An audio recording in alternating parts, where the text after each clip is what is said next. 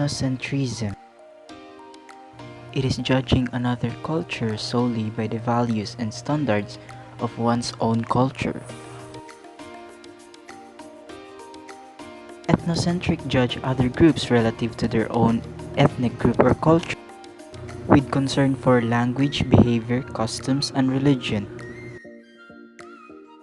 These ethnic distinctions and subdivisions serve to define each ethnicity's unique cultural identity. According to William G. Sumner, ethnocentrism is defined as a technical name for the view of things in which one's own group is the center of everything, and all others are scaled and rated with reference to it. He further characterizes as often leading to pride, vanity, beliefs of one's own group's superiority, contentment of outsiders.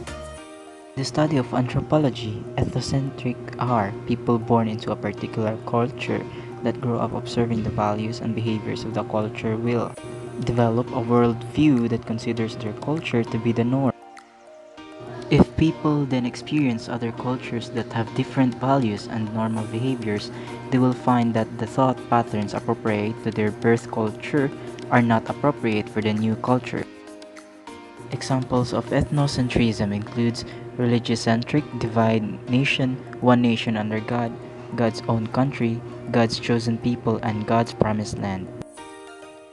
Cultural relativism, person's beliefs and activities should be understood by others in terms of that individual's own culture.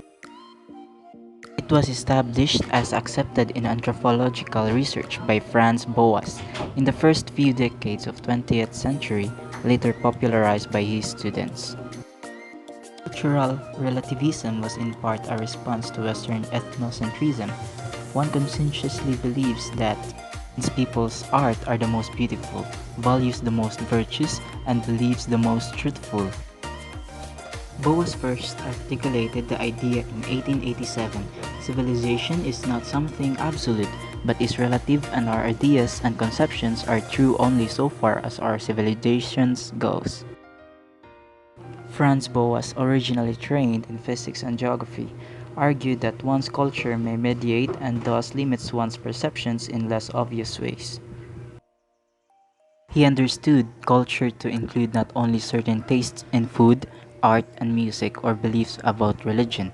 He assumed a much broader notion of culture defined as the totality of the mental and physical reaction and activities that characterize the behavior of the individuals composing a social group collectively and individually in relation to their natural environment, the other groups, the members of the group itself, and of each individual to himself.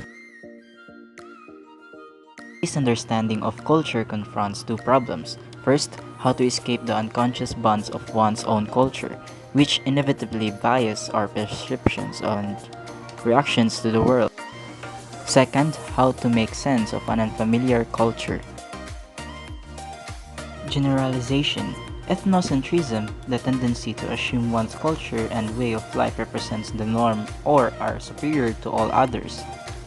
Cultural relativism, the viewing of people's behavior from perspective of their own culture. That's all, thank you.